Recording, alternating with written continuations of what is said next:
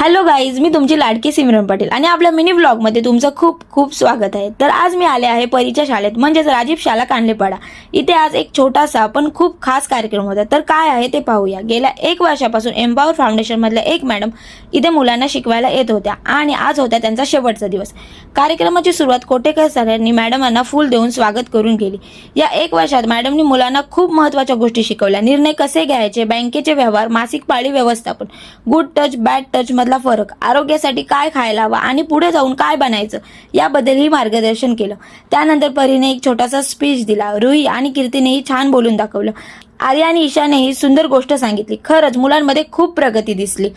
नंतर मुलांनी एक नाटक सादर केला, ते बघून सगळ्यांनाच खूप मजा आली। मी एम्पावर मॅडम बनलेली आहे आणि मी एक तलाठी मॅडम बनलेली आहे। मी गावातली महिला आहे। मी गावातला सरपंच आहे। मी नाटिकाची विद्यार्थी आहे।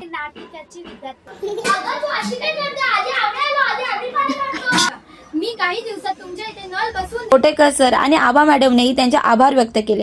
शेवटी सर्टिफिकेट देण्यात आले आणि वर्षभर मन लावून अभ्यास केलेल्या 3 विद्यार्थ्यांना पेन देऊन सन्मानित केलं। तर आजचा आपला मिनी ब्लॉग इथेच संपतो। भेटूया नेक्स्ट ब्लॉग मध्ये।